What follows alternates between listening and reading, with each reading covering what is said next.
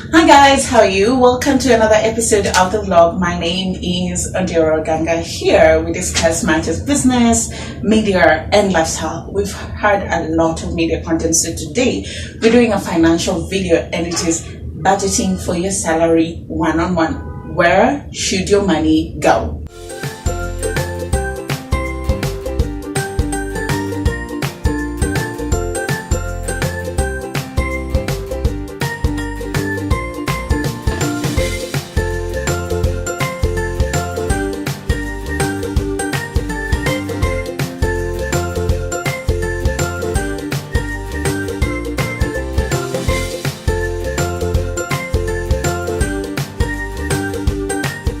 There are two models of budgeting for your salary. There is the Kenyan model and then there's the international model. So we'll start with the Kenyan model because we're Kenyans and then just slowly progress to the international model. So this is a model I found online and it says we're working with your salary, your net as 100% sindio. So 33% of your salary should go to pay your rent. So definitely most people who live in Nairobi or even across the country, if you're in formal employment, most people are living in towns where it's not their native home or their rural home, so they have to pay rent. 33% is about a third of your whole salary, which is fair enough. And then definitely in that house you have bills, you have to buy food, you have shopping and stuff like that. So 20% of your salary should go to taking care of that. And then you have to save. I mean, you can't just work and you're not putting money aside. And it's very important also for rainy days. And when you leave formal employment, you need some money to show off all the hard work that you put in. So 20% of your salary should go to your savings, and your savings could be in different forms. A SACCO, you've bought shares there, probably investments, you're buying land, or you took a loan and you bought land, so you're servicing that loan, or you're just putting that money in the bank. And then 20% goes to transport. Definitely many people have to commute to work, so either you're using a matatu or a bus, or no, nobody flies to work here, so you have to fuel your car. So 20% of that money goes to that. Now we've done 20, 20, 20, that's 60%, and then we have 33% for your rent, so we are at 93%. You're left with 7% out of the 100. This 7% goes into something called an emergency fund, because you just never know what might happen in the middle of the month. Unapigiwa simu, sijui somebody's secret home, you need to send 1,000 bob or 2,000, or just from nowhere your screen protector in a crash, you need money to go and replace it. So you leave some money. 7% goes into emergency kitty, but also out of this 7%, it's you to find a way to maneuver, because you need to create alternative sources of income, so you can start saving towards that, or just putting that money aside for that. And also Nairobi people are very entrepreneurial. Like, I mean, there was a survey that was done that showed that about 60% of respondents have begun a new business in the wake of COVID-19. So this just means that people are always thinking about creating alternative sources of income. Now let's put pen and paper and try and make sense of these numbers with money. So let's assume your gross salary is 75,000. After all deductions, definitely you'll be left with about 50,000. So let's try and budget for this 50K with the Kenyan mode of budgeting. If we take about 33% out of 50K, it's 15,000 that you will use to pay your rent, and then 20% to go into your household shopping. That will be about 10,000 to buy food and everything you might need in the house.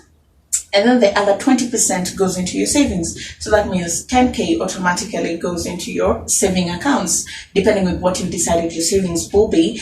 And then you're left with another 10,000 to do transport, which was 20%. So commuting to and from work, you need to go see your friend in Naivasha or Nakuru, all that falls under that category. And then the 7% that is emergency fund kitty and alternative sources of income, you're left with 5,000. So this is just how it looks like: 15K rent, 10K shopping, 10K saving, 10K transport, and 5K emergency. 50K meanguka. Now this is the Kenyan model. Let's look at the international model. It's a model by Senator Elizabeth Warren. and it's the 50, 30, and 20% rule. Now, 50% goes into your needs and needs exclusively. Your needs could be your rent, grocery shopping, utilities. You need to pay water, electricity, pay TV, DSTV, or stuff like that, Wi-Fi, your transport, your insurance, if you've taken health insurance, if you've taken education insurance, if you have loans that you need to service, childcare, and stuff like that, 50%. 30% goes into your wants. Now, wants are comforts, necessities, luxuries, so things that you can do without, but you need them to live a decent and comfortable life. So that means that about 30% goes there. That is for gym, a new pair of jeans, clothes, different types of clothes, a trench coat that you saw because maybe it's the cold month, a new pair of shoes, eating out with friends, meeting with friends, dining with friends, treating your friends, gifting people. So that is 30%. And then 20% goes into your savings. Savings could be in the form of your emergency fund, debt repayment, or saving for retirement, SACCOs, as I had mentioned before. So let's put it with money. So still working with 75K, if you're earning 75K after deductions, it's 50.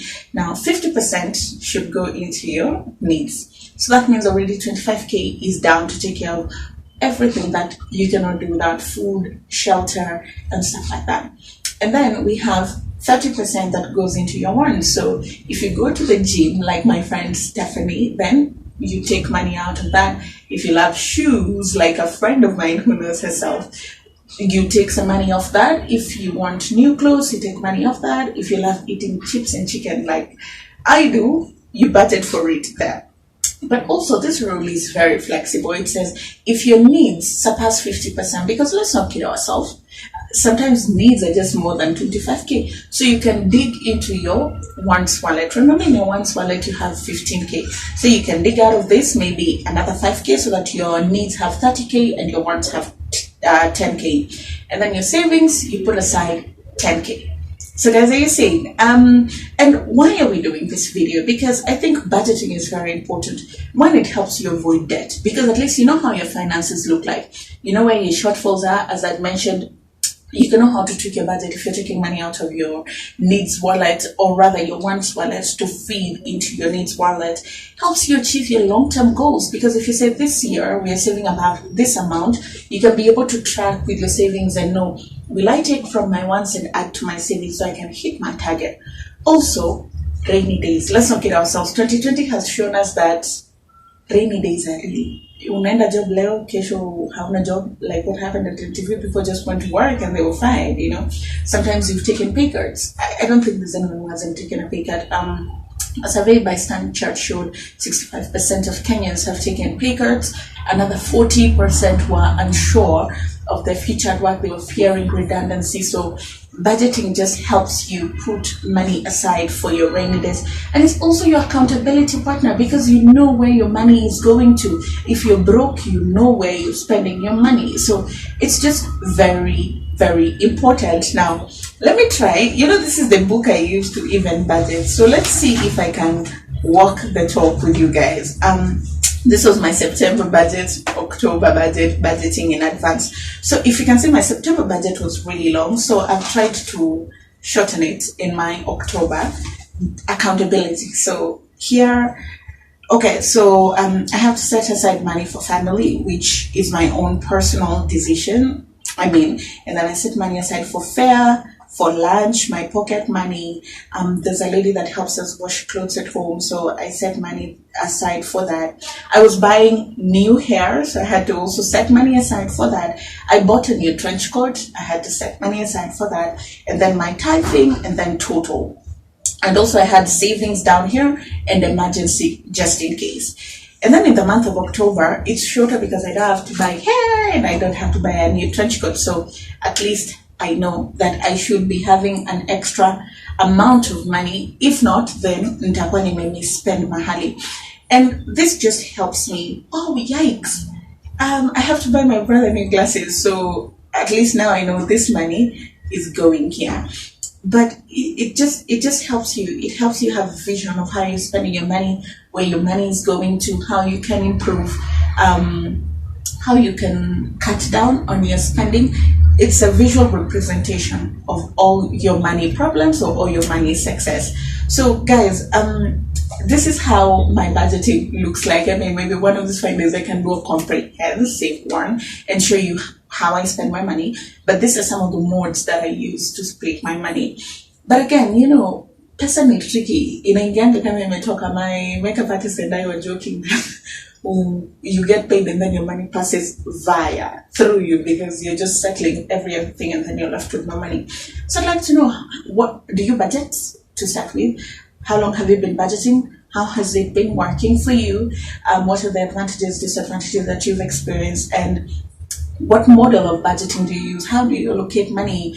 Are you left with some money to save? And I've been getting some requests on saving, so probably we can do a video on saving very soon, and maybe also an emergency fund, because the market is really, really volatile. I'd love to hear from you guys, so always feel free to reach out and talk to me. You can reach out to me on social media at Ndoraganga or the comment section down below. I'll see you again in the next video. Bye guys.